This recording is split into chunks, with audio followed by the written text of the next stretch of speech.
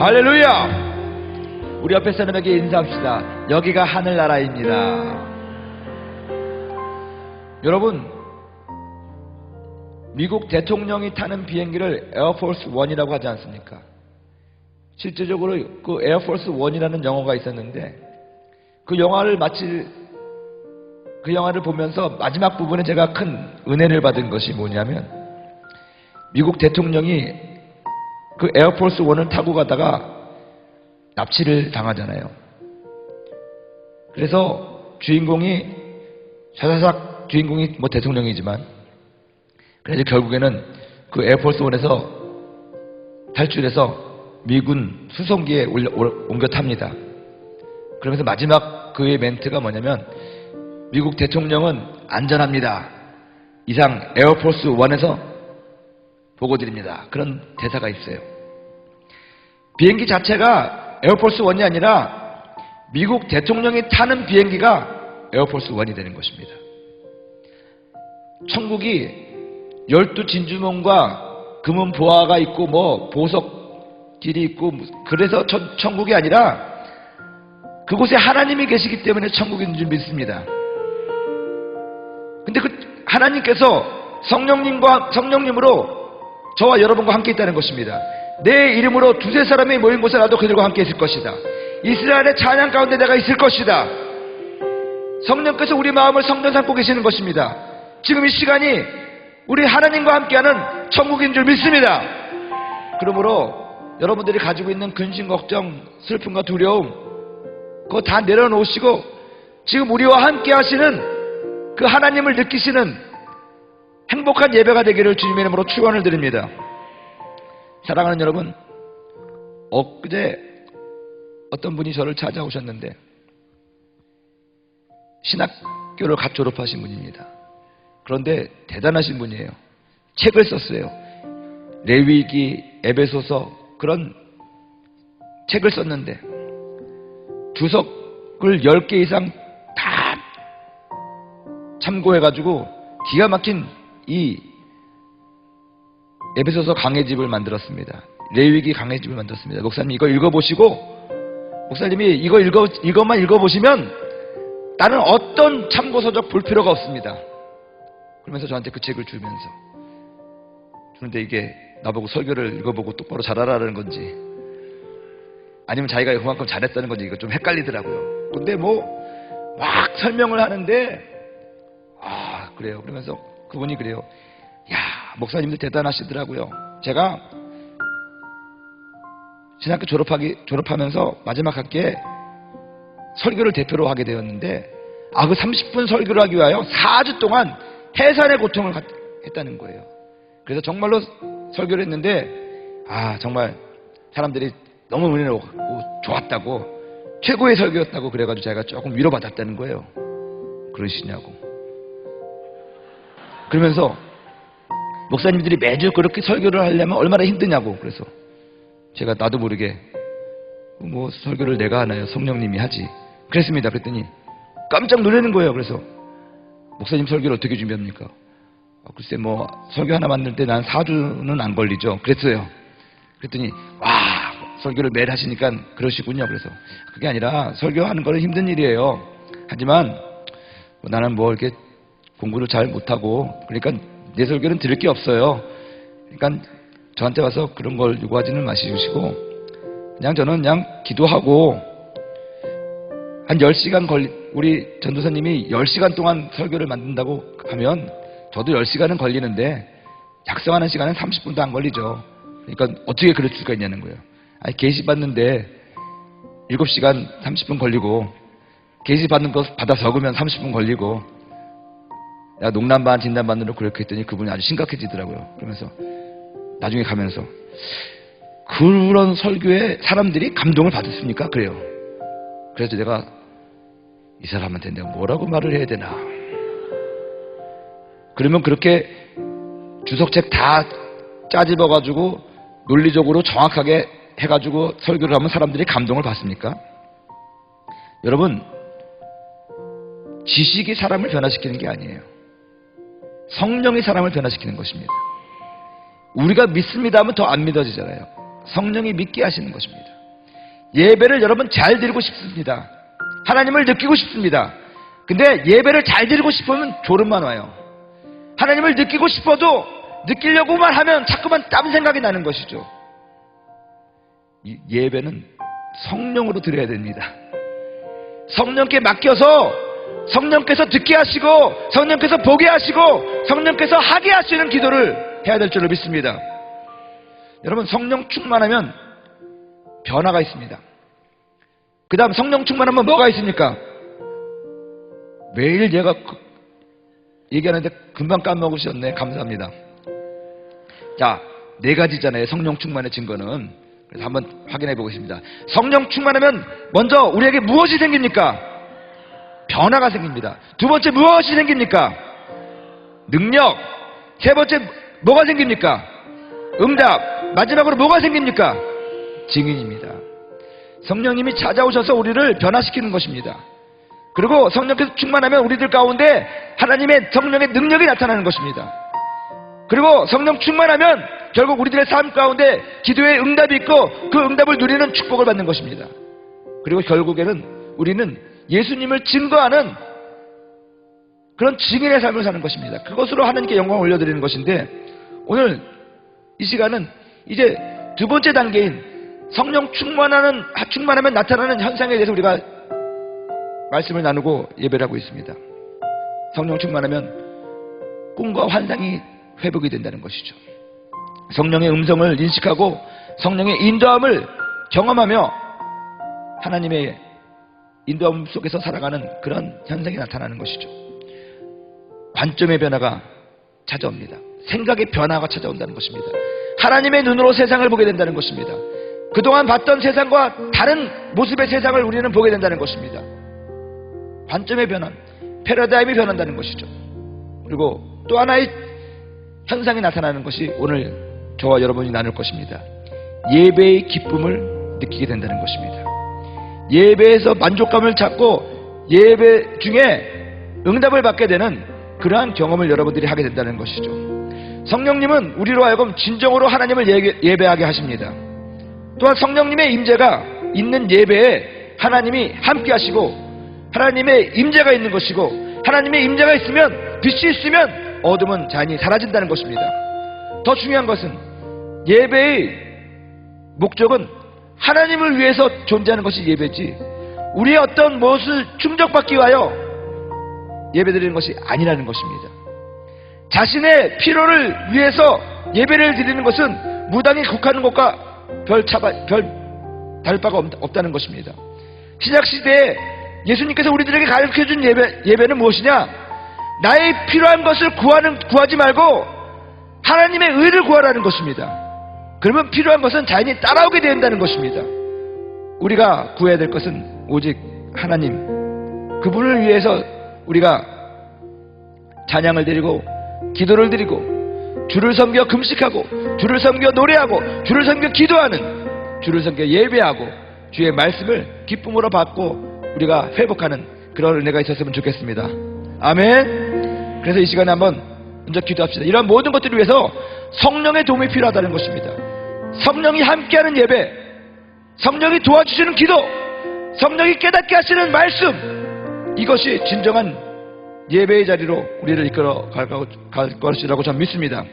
이 시간에 한번 우리 찬양 드리고, 성령님 이 시간에 나에게 임재하여 주시옵소서. 나의 생각과 나의 모든 것을 주관하여 주시옵소서. 그렇게 기도하는 시간 갖고 말씀을 보도록 하겠습니다. 우리 완전하신 나의 주, 이 찬양을 주님께 고백드리고 우리 기도하겠습니다.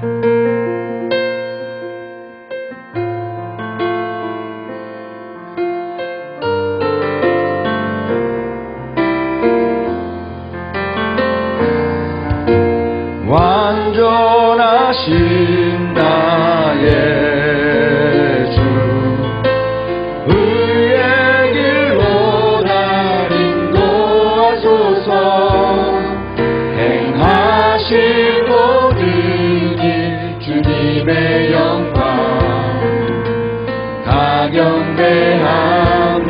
완전하신 나의 주,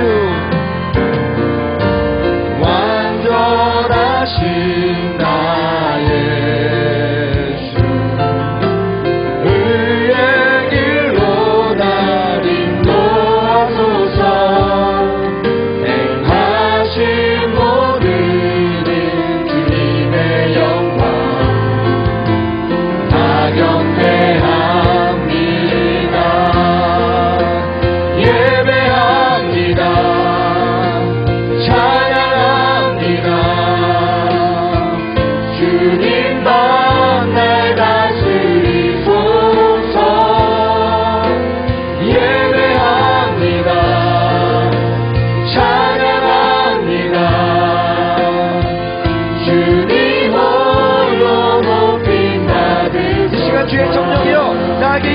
주시옵시고 우리 예배 가운데 임재하여 주셔서 하나님을 진심으로 진정으로 찾는 예배가 되게 도와달라고 주의 이름을 세 번 부르고 성령의 임재를 위해 기도합니다.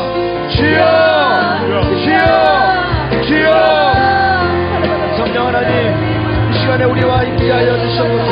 우리와 함께하여 주시옵소서. 주님을 느끼기 원합니다. 주님을 알기를 원합니다.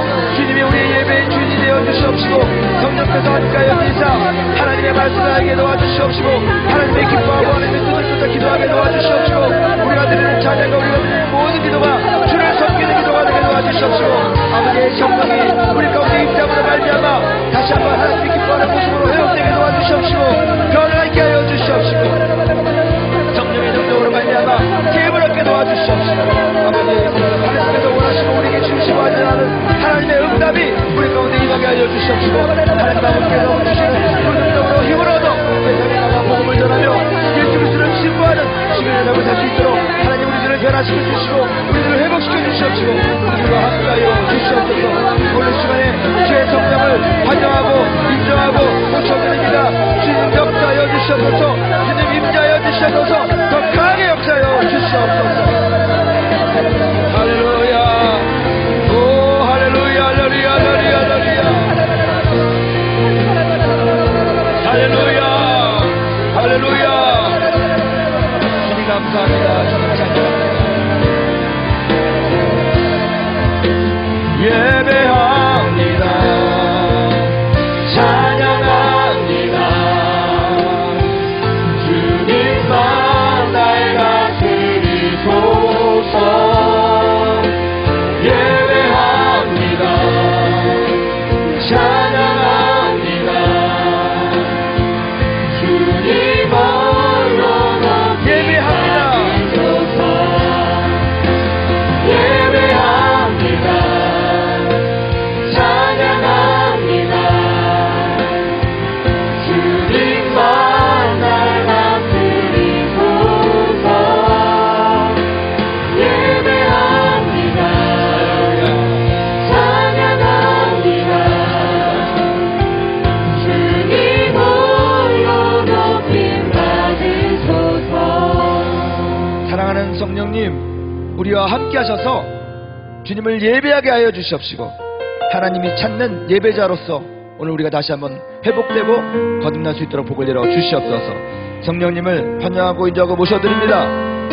아버지께서 함께 하셔서 우리의 심령 가운데 주의 말씀이 새겨지게 도와주시옵시고 하나님이 기뻐하는 자로서 변화받고 승리할 수 있도록 복을 내려 주시옵소서. 오늘 성령님을 또한 우리의 강사로 모셔드립니다. 초청합니다. 하나님 오셔서 역사하시고 더 강하게 임재하여 주시옵소서. 예수님 이름으로 축복하고 기도합니다. 아멘. 우리 전후좌우에 계신 분에게 이렇게 인사합시다. 성령님이 우리와 함께 하십니다. 한 번 더 인사하실 때 성령 안에서 주님을 예배합시다. 사랑하는 여러분, 성령 충만한 사람의 특징 가운데 한 가지가 무엇이냐? 항상 예배드린다는 것입니다. 항상 예배드린다는 것은 무엇이냐면 하나님을 의식하고 살고 범사가 하나님께 드리는 의미가 있다는 것입니다. 예배는 형식이 아닙니다. 예배는 의미가 올라가야 된다는 것입니다.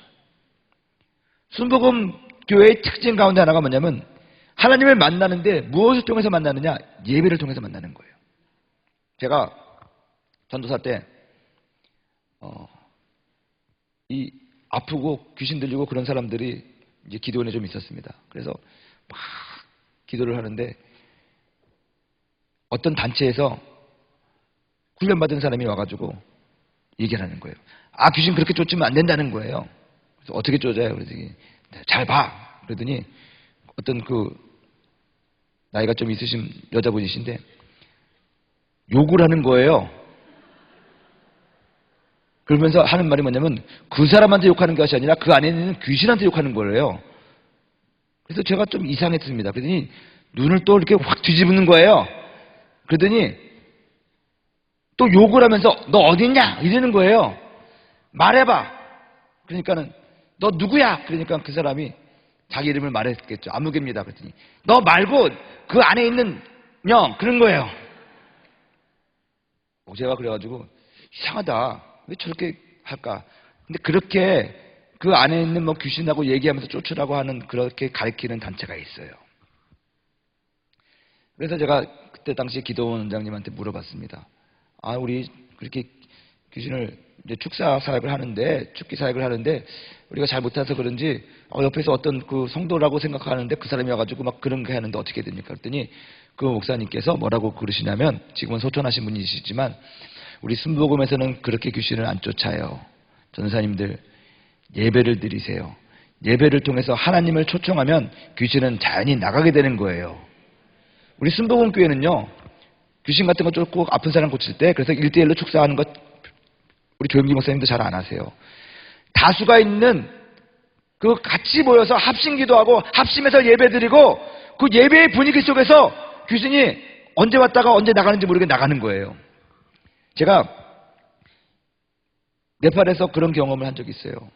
이게 아픈 사람들이 많고 막 귀신 들린 사람도 있었는데, 우리 새벽 예배 때 아침마다 그런 축사 사역을 하고 막 그랬는데, 이제 어느 정도 이제 시간이 지난 다음에는 이제 귀신 들린 사람이 나가고 막 그랬어요. 막 표정이 보이죠. 그러니까 사람들은 막 더 오기도 하죠.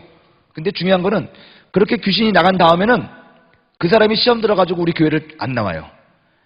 우리 교회에서 귀신 나가고 자유함을 받았는데 우리 교회 안 나와요. 왜냐? 창피해서요.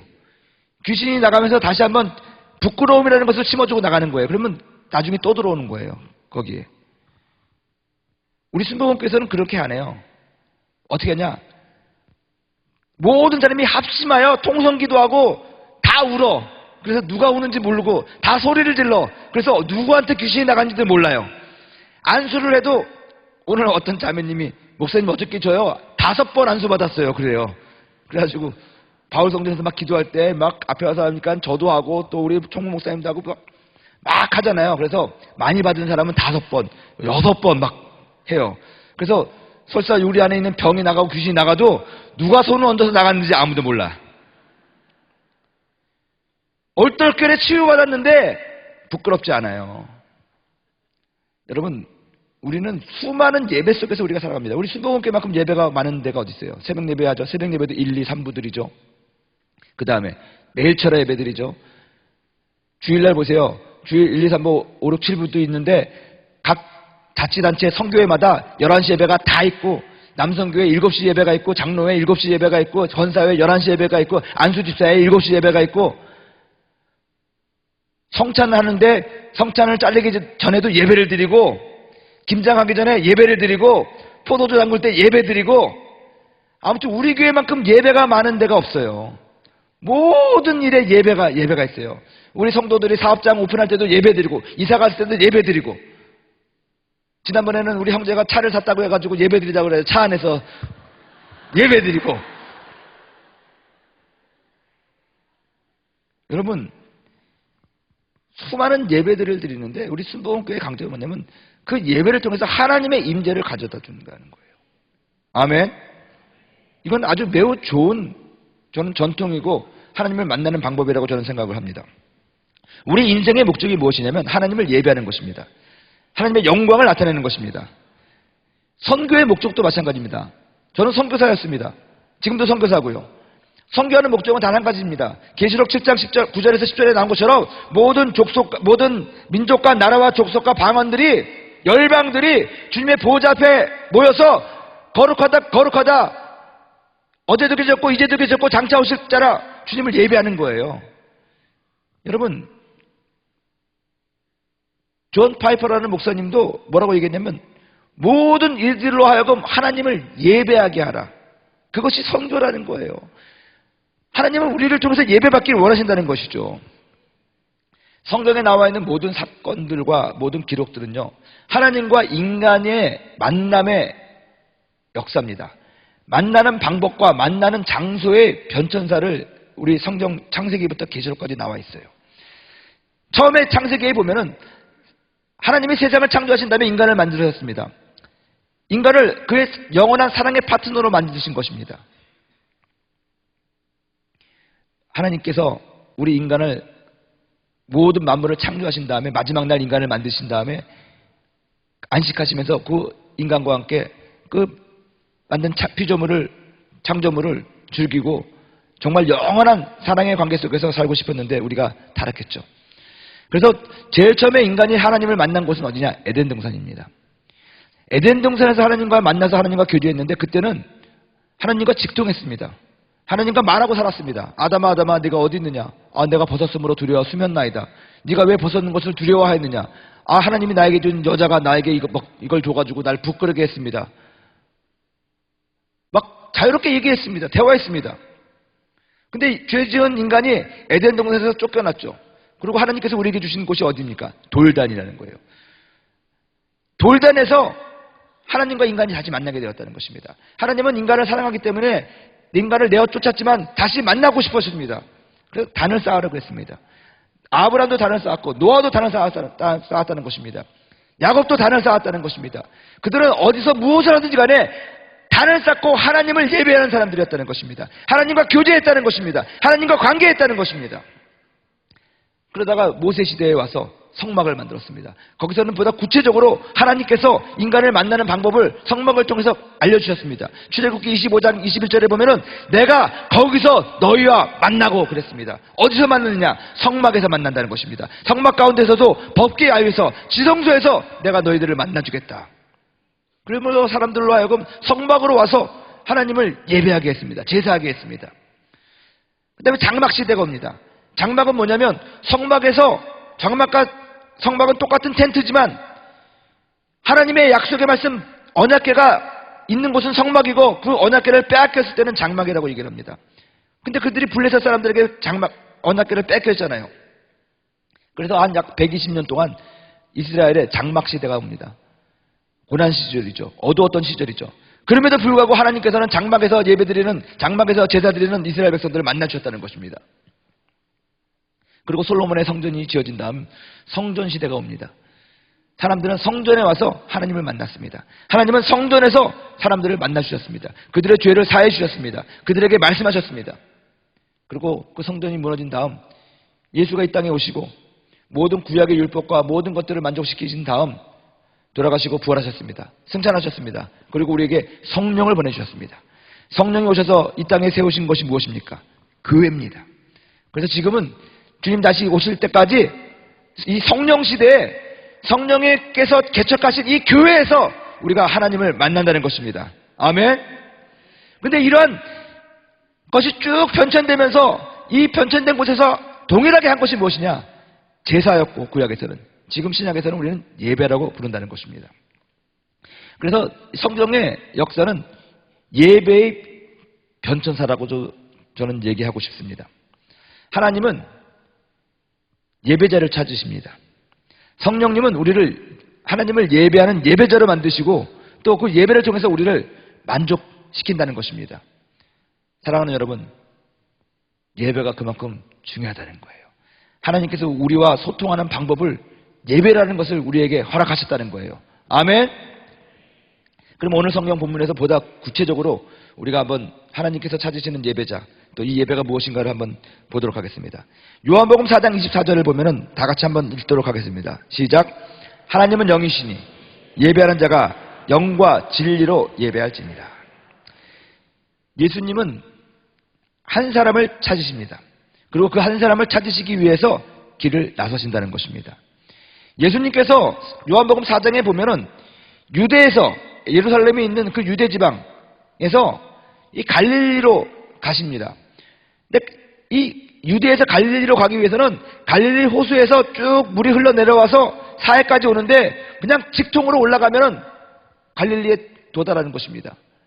그럼에도 불구하고 예수님은 저 서쪽으로 사마리아 지방으로 삥 돌아가셨습니다. 왜 그랬을까요? 성경을 보면 굳이 돌아갈 이유가 없는데 예수님께서는 돌아가신 것입니다. 그 이유는 단 한 가지. 수가성에라는 곳에 살고 있는 한 여인을 만나기 위해서 예수님이 그 길을 떠나셨던 것을 우리는 볼 수가 있습니다. 수가성에 살고 있는 그 여인은 어떤 사람이었느냐? 여러분 잘 알다시피 결혼도 5번 했었고 여러 가지 갈급함과 여러 가지 마음의 낮은 자존감을 가지고 있었던 사람이었다는 것입니다. 예수님은 그를 만나셨습니다. 그 여인을 만나셨습니다. 그 여인은 예수님을 만나고 나서 예수님이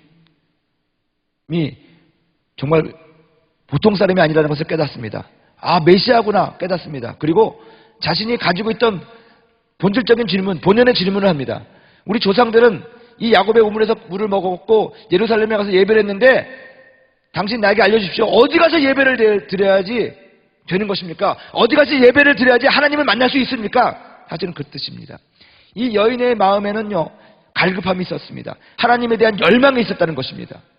수많은 제사와 예배가 있었지만 그 당시에 형식적이고 외식적이고 정말 회칠한 무덤 같은 그러한 예배와 그러한 제사를 통해서 하나님의 임재를 경험하지 못했던 것이죠. 정말로 예배하고 싶었습니다. 하나님을 경험하고 싶었습니다. 그래서 자신이 메시아라고 생각되는 그분에게 물어본 것입니다. 과연 어디에 가서 예배를 드려야지 하나님 만날 수 있습니까? 하나님 느낄 수 있습니까? 그거 물어본 것이라는 것입니다. 상한 심령을 가지고 있었습니다. 낮은 마음을 가지고 있었습니다. 예수님은 그러한 사람을 찾으러 일부러 사마리아까지 가신 것입니다. 여기서 우리가 알아야 될 것이 있습니다. 예배가 무엇이냐? 예배는 사람을 찾는 것이 예배입니다. 하나님이 사랑하는, 물론 하나님께 예배를 드리고 하나님을 위해서 하지만 우리 믿음은요, 하나님 사랑하고 이웃 사랑이 같이 가야 된다는 것입니다. 마태복음 22장에 주님께서 말씀하셨거든요. 너희가 모든 율법의 핵심이 하나님 사랑, 이웃 사랑이라는 거예요. 이것이 첫째 되는 계명이라는 거예요. 내가 너에게 세 계명을 주노니 서로 사랑하라고 그랬습니다. 예수님께서 우리에게 주신 세 계명이 뭐냐? 우리가 서로 사랑하는 것이 하나님 사랑하는 거라는 것이었다는 것입니다. 하나님 사랑하면 사람도 사랑해야 된다는 것입니다. 그러면 우리는 예배를 하나님을 위해서 드리지만 그 예배 가운데서 하나님이 사랑하는 그 사람들을 찾아야 된다는 것입니다. 그런 의미에서 여러분, 우리가 예배 드린다고 해가지고 사람들에게 시험 줘서는 안 되는 것이에요. 제가 어렸을 적에 예배 드리면 선생님들이 어딜 예배 시간에 떠들어. 여러분, 요즘에 안 그랬지만 저는 손 들고 예배 드린 적도 많고요. 저기 뒤에 붙어가지고. 그리고 떠든다고 해가지고 조용히. 그러지 막 그러고. 집에서도요, 가정 예배 드리면 항상 싸움을 해요. 부증이 이상해져요. 왜냐면 어머님이 탁 예배 인도하다가 딴짓하고 그러면 똑바로 안 해! 그러면 이제 예배 드리다가 시험 들죠. 우리 집 얘기가 아니라 저기 멀리 다른 집 얘기. 아무튼 그 예배 드린다고 하면서 우리는 사실 사람들에게 시험을 많이 줘요.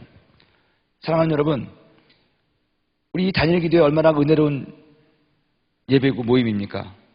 이 예배를 통해서 하나님의 은혜를 여러분들이 많이 받으시는데 사람에게 시험 주지는 마세요. 대표적으로 오늘은 그런 일 없는데 바울 성전에서 예배 드릴 때 자리 맡아두는 거. 괜히 자리 맡아둬가지고 막 예배 드리러 왔다가 뭐야 이거 그래가지고 갔는데 나중에 자리 맡은 데가 계속 비어있으면 사람이니까 보이니까 마음에 시험이 드는 거예요. 그럼 사람을 찾아야 되는데 사람을 잃어버리는 것이죠. 그러면 그건 좋은 예배가 아니라는 것이죠. 잃어버렸던 사람들도 이 예배에 와가지고 회복이 돼야 된다는 것이거든요. 그래서 저도 생각합니다. 우리 성도들이 너무 제가 설교 길게 해서 시험에 들면 안 되니까 짧게 해야겠다. 여러분들이 기도할 때 정말 막 기도가 막 하고 싶어가지고 막 더 할 때까지는 하지만 지루하게 생각해서 나 여기 너무 지루해. 그러면 빨리 끝내야겠다. 그런 생각을 제가 해본 적이 있습니다. 정말이에요. 예배하러 오셔가지고 시험 들면 안 되는 거거든요. 하나님은 그 예배하는 한 사람을 찾기 위해서 그렇게 먼 길을 돌아 가셨는데 우리도 예배드리면서 하나님을 기쁘시게 하고 또 잃어버린 사람들에게도 더 많은 은혜를 줘야 되는 거 아니겠습니까? 별로 관심이 없으시군요. 아무튼 중요한 거는요, 이 여인의 얘기를 다시 한번 하면 이 여인은 상당히 여러 가지 고난과 어려움을 겪었기 때문에 마음에 상당히 가난한 심정이 있었던 것 같아요. 애통하는 심정이 있었을 것 같아요. 자기 자신에 대해서도 그렇고 또 세상에 대해서도 그렇고. 그렇죠. 그러다 보니까는 상대적으로 하나님에 대한, 하나님 정말 만나고 싶은 간절함이 있었던 것 같아요. 열망이 있었다는 것이죠. 여러분, 하나님은요, 정말 우리들의 심정이 가난해져가지고 아주 간절할 때 하나님이 나타나시는데, 없던 하나님이 나타난 것이 아니라 하나님은 항상 우리와 함께 있지만 우리의 마음이 높아졌을 때는 그것을 못 느끼거든요. 성령님은 우리를 한 번도 떠난 적이 없으세요. 지금도 같이 계세요. 근데 우리는 참 어리석어가지고 내가 좀 잘났다, 내가 너 뭐다 그러면 우리와 함께는 하나님, 성령님 잊어버리고 또 그냥 하나님 어디 있습니까? 그러거든요. 그런데 비로소 우리 안에 있는 그런 것이 없어지고 낮아졌을 때 나와 함께하는 하나님을 더 느끼는 것 같아요. 그래서 마태복음 5장 3절에 보면은 심령이 가난한 자가 천국을 볼 거라고 그랬어요. 예수님이 그렇게 했습니다. 천국이 뭐라고 그랬어요? 하나님이 계신 곳이 천국이에요. 아멘. 천국은 하나님의 나라는 여기 있다 저기 있다 하지 말라. 네 안에 하나님의 나라가 있다라고 예수님 말씀하시지 않았습니까?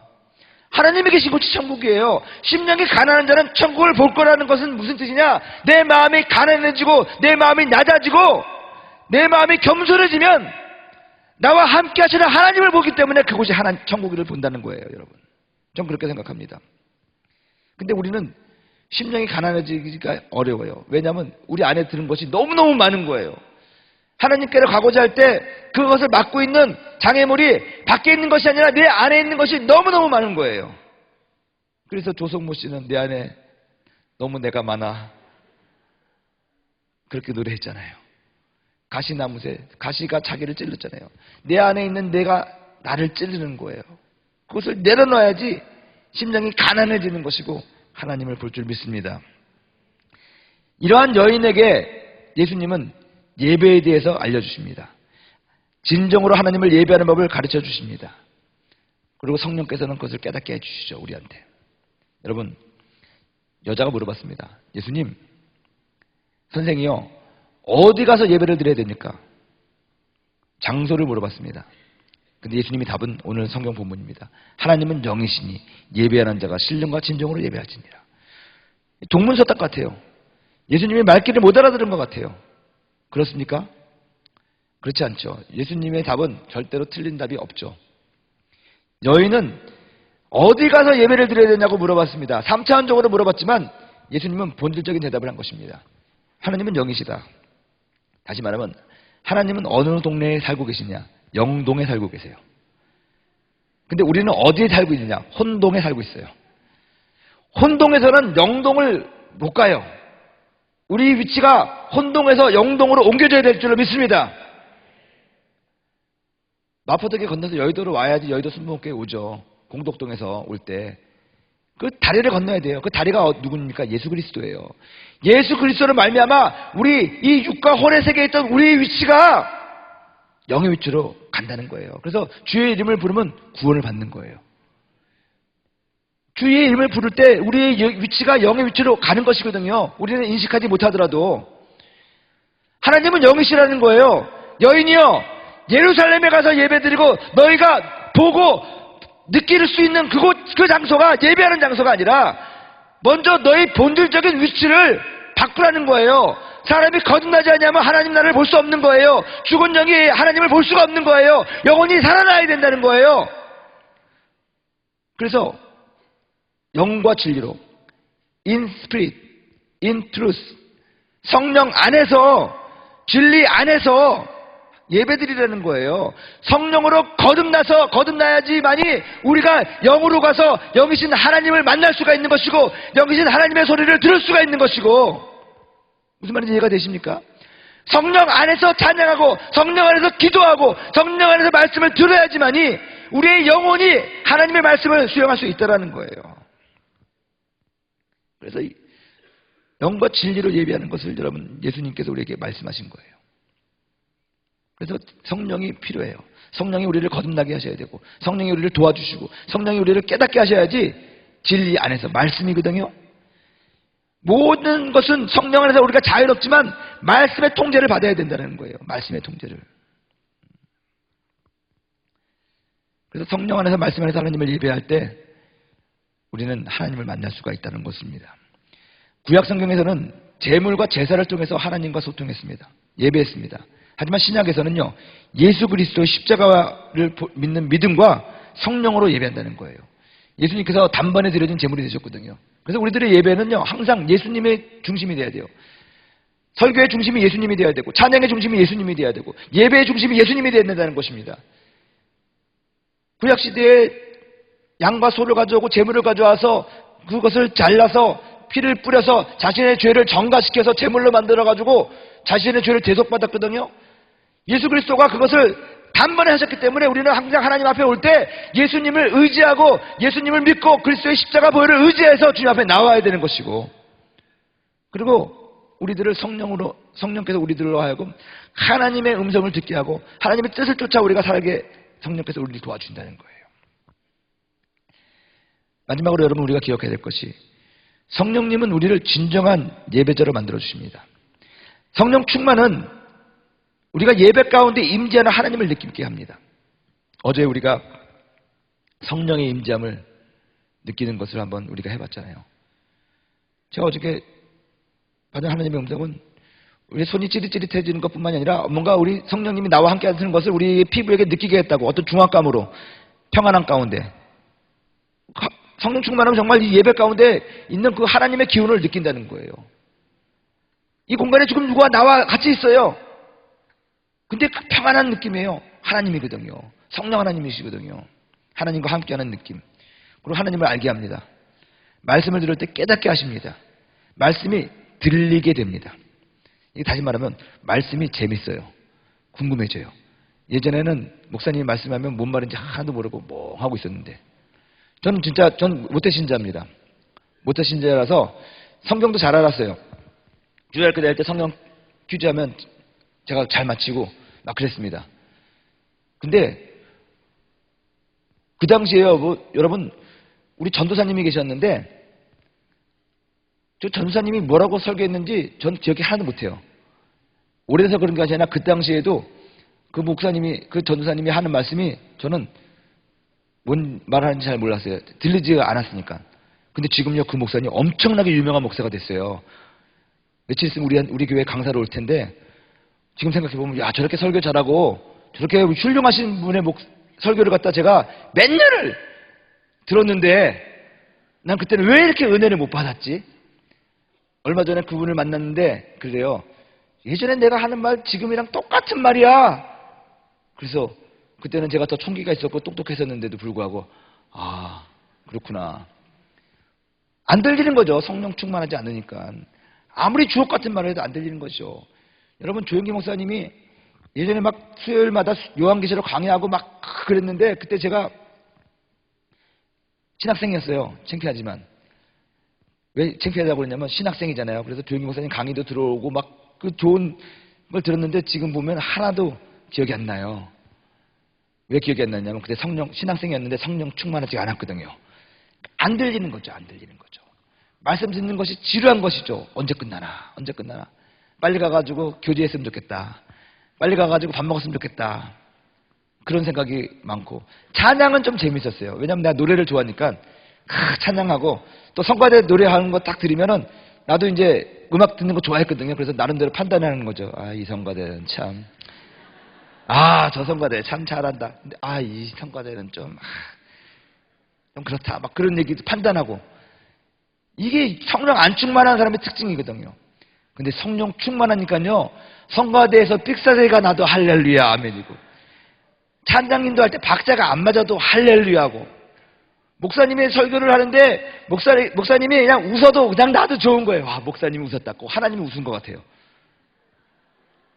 진짜로 그렇더라고요. 성령 충만하면 하나님의 말씀이 들려요. 재밌어요.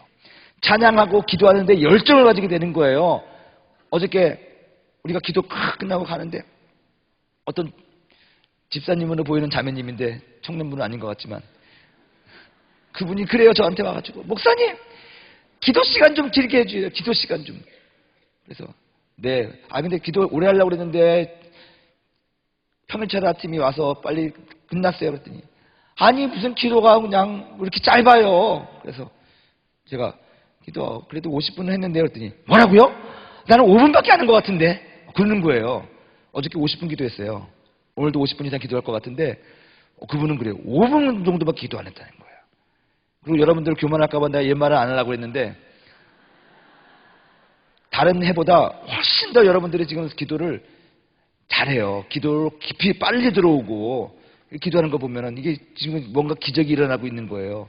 그래서 각자 성교회마다 막 방언받았다는 사람 많고, 막 새신자들이 막 방언받고 막 그런 일들이 지금 나한테 들리는데 여러분 이게 지금 성령의 바람이 지금 파도가 올 때니까는 이때 여러분들이 파도를 타야 될 줄로 믿습니다.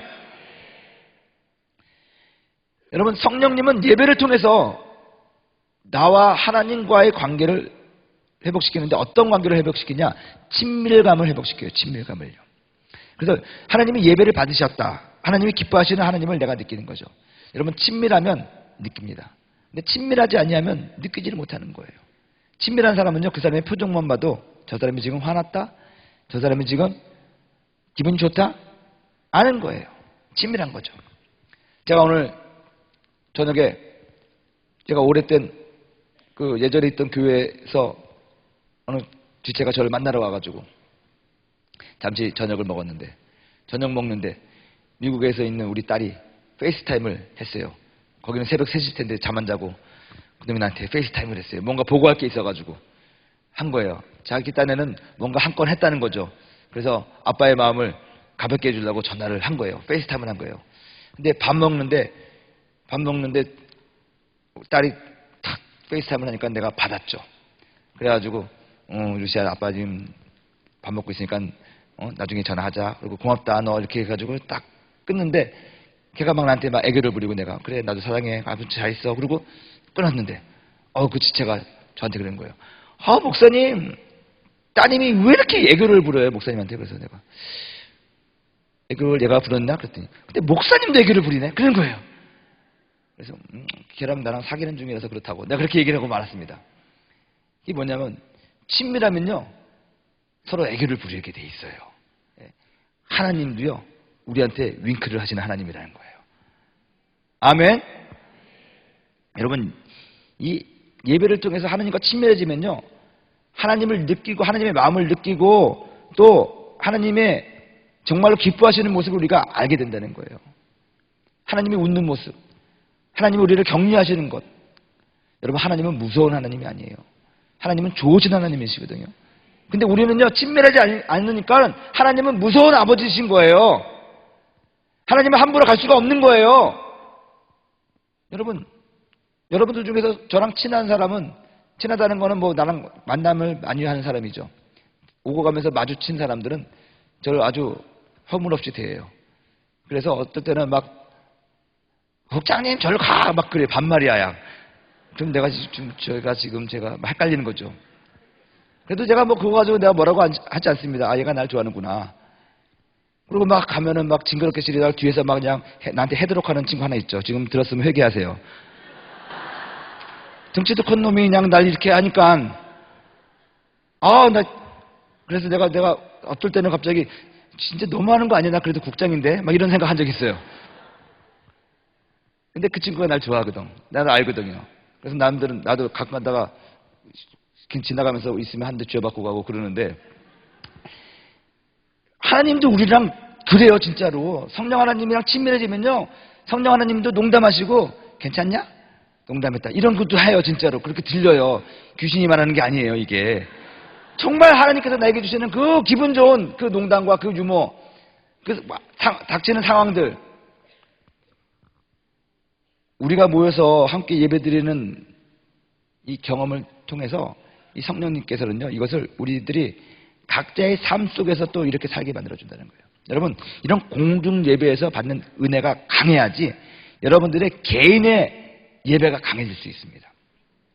여러분 이렇게 모인 공동체에서 정말로 하나님이 주시는 그 기름 부음 가운데서 하나님의 임재를 느끼고 하나님의 강력한 어떤 그런 기름 부음을 느끼잖아요. 그러면 집에서 여러분들이 가서 예배드리고 싶을 때 혼자서 딱 예배드리는데 이 여의도 순복음교회 단일 기도회 때 느꼈던 기름 부음이 쫙 느껴져 봐요. 얼마나 짜릿한 줄 아세요? 난 그랬어요. 우리가 같이 모여서 이렇게 예배드렸는데 은혜를 받았는데 솔직히 나의 마음 가운데 나는 믿음이 없지만 다른 사람이 날 위해서 기도해주고 이렇게 하니까 목사님이 기도해주고 그러니까 내가 은혜 받았구나 생각했는데 집에 가서 혼자 무릎을 탁 꿇고 아무도 없잖아요. 주여 성령님 그랬는데 갑자기 이 성령의 임재가 내가 예배드릴 때 받았던 그 임재의 느낌과 똑같이 내 방에서 나한테 오는 거예요. 할렐루야. 머리부터 발끝까지 사랑스러워지는 거예요 진짜. 얼마나 그게 나에게 힘을 주고 능력을 주고 눈물이 갑자기 나오는 거예요. 하나님이 나와 사랑하시는구나. 하나님이 우리 교회를 사랑해서 나를 갖다 나한테 은혜 준 게 아니라 내가 혼자 이렇게 예배를 드리는데도 하나님이 나를 사랑하는구나. 광주에서 있는데 혼자서 이렇게 있다가 예배를 드리는데 우리 성도들이 그렇게 많지 않았어요. 근데 그 성도들이 맨날 똑같은 사람, 그 사람인 거예요. 그리고 그 할머니들은 내가 무슨 말 하는지를 모르고 내가 또 이렇게 빨리 말이 흥분하면 빨리 하잖아요. 그러니까 몰라요.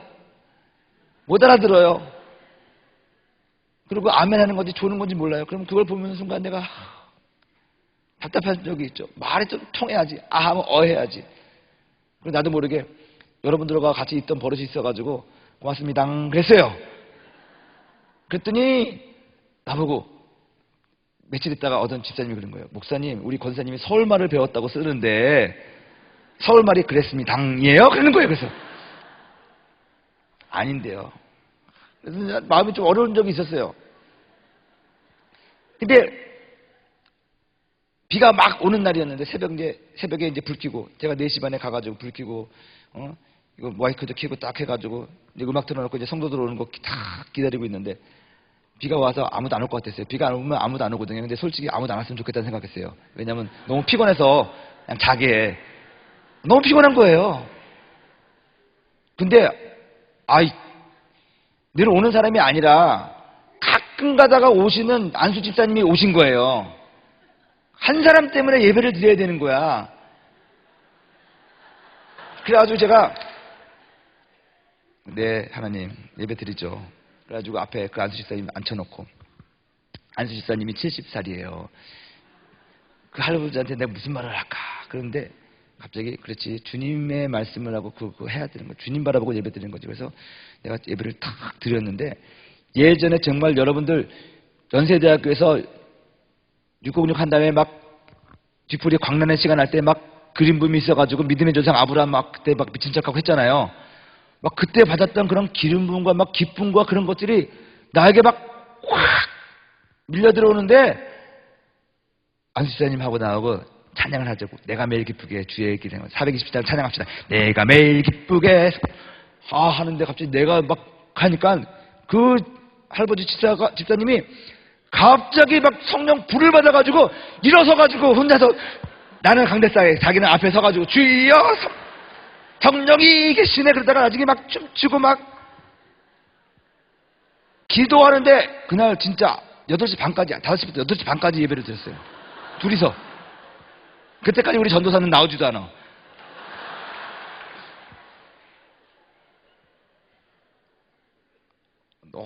그때 예배를 그렇게 어떨게를 그렇게 드렸는데 제 마음 가운데 어떤 생각이 드냐면 하나님이 날 안 버렸구나. 하나님 나 안 버렸구나. 하나님 그래서 나 좀 쓰시는구나. 여러분 그게 저한테 얼마나 큰 격려가 되는지 모릅니다. 여러분들 마찬가지예요. 지금 오늘 이렇게 예배 드릴 때 분명히 성령 충만 받을 거예요. 오늘 방언을 말할 거예요. 기적을 경험할 거예요. 하나님의 임재를 경험하고 여러분들이 짜릿짜릿해질 거예요. 여러분들의 몸이 뜨거워질 거예요. 근데 이러한 경험이 여러분들이 집으로 돌아가서 여러분들이 직장으로 돌아가서도 똑같이 여러분들이 주 앞에 무릎을 꿇었을 때 성령이 임한다는 것입니다. 그리고 그 임하는 그 능력으로 여러분들은 세상을 향하여 담대할 수 있다는 것입니다. 하나님의 영광을 나타낸다는 것입니다. 그리스도의 증인으로서 살 수 있다는 것입니다. 예배의 은혜는 우리 삶 속에 결과로 나타납니다. 그게 응답입니다. 예배 잘 드리면요, 은혜 받으면요, 우리들의 삶 가운데 응답으로 나타나는 거예요. 응답으로. 그리고 또 한 가지, 그 응답과 더불어 반드시 성령께서 하시는 열매가 나타나게 돼 있어요.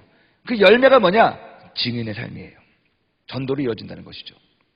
성령의 사람들은 그래서 마지막은 증인이에요. 그래서 여러분 그것을 기억하세요. 수가성의 이 여인도 예수님으로부터 이러한 은혜를 받고 어떻게 했습니까? 마을로 다시 돌아가서 사람들에게 내가 메시아를 만났다. 그리고 수많은 사람들을 구원했기 때문에 수가성 모든 사람들이 구원받은 거예요. 아멘. 그래서 예배의 은혜는 우리들의 삶의 응답이라는 열매를 나타내고 전도하는 그런 열매와 결과를 나타낸다는 것을 여러분 기억을 하시고 하나님이 찾으시는 진정한 예배자가 되시기를 주님의 이름으로 축원드립니다. 성령 충만하면 우리를 성령께서는 이러한 예배자로 만드시는 것입니다. 아멘. 그래서 이런 은혜를 기대하며 오늘 우리가 한번 기도하도록 하겠습니다. 임재라는 찬양 있습니다. 하늘의 문을 여서서 이것을 주목하소서. 이 찬양 우리 다 같이 자리에서 일어나시고, 또 어제도 우리 지체들이 방언을 상당히 많이 받았어요. 근데 여러분, 성령 세례의 증거가 반드시 방언만은 아니지만 이 하나님이 우리와 함께 하신다는 표적이 이 방언으로 나타나고 여러 가지 확신과 은사로 나타나는 것입니다. 그래서 사도 바울이 말한 것처럼 내가 너희들보다 방언을 말하는 것을 감사하다고 그랬어요. 방언으로 기도할 때 더 기도의 깊은 곳으로 들어갈 수가 있는 것이고 성령 하나님의 뜻을 더 많이 아는 것입니다. 그래서 오늘 아직까지 방언 못 받으신 분들은 아무튼 우리 대학 청년국은 100% 방언을 해야 돼요. 하나님 좋으신 하나님인데 그걸 선물로 주시는데 왜 안 주시겠어요? 그러니까 그런 걸 나는 왜 못 받지 그런 생각하지 말고 하나님 선물 주세요. 그렇게 기도하면 돼요. 그래서 나와서 기도하시고, 더 중요한 건 오늘은 성령은 우리를 예배자로 만드시기 때문에 다른 어떤 기도보다도 저는 여러분들이 가지고 온 기도 제목이 있겠지만 기도는 사실 주를 위해서 간구하는 것입니다. 예배는 주를 위한 거잖아요. 그래서 오늘은 기도할 때 주님을 사랑합니다. 주님을 찬양합니다. 주님, 내가 주님을 위해 무엇을 할까요? 우리 예수님께, 우리 하나님께 집중하는 기도를 더 많이 드렸으면 좋겠습니다. 하나님을 예배하는 기도를 올려드렸으면 좋겠습니다. 우리 교회가 어떻게 하면 하나님을 더 예배할까요? 우리 가정이 어떻게 하면 주님을 더 예배할까요? 그렇기 위하여 성령 하나님 임재하여 주시옵소서, 역사하여 주시옵소서, 하늘의 문을 열어주시옵소서. 이렇게 기도하도록 하겠습니다. 우리 이 찬양하실 때 기도 더 받으실 분은 앞으로 나오시고 복도를 앉으시고, 또 주의 종들도 우리 안수할 위치로 다 가셔서 서 주시고, 또 서 계신 분들은 기도 받으시면 앉아서 또 계속 기도하시고 하도록 하겠습니다. 우리 찬양 드리고 기도합니다.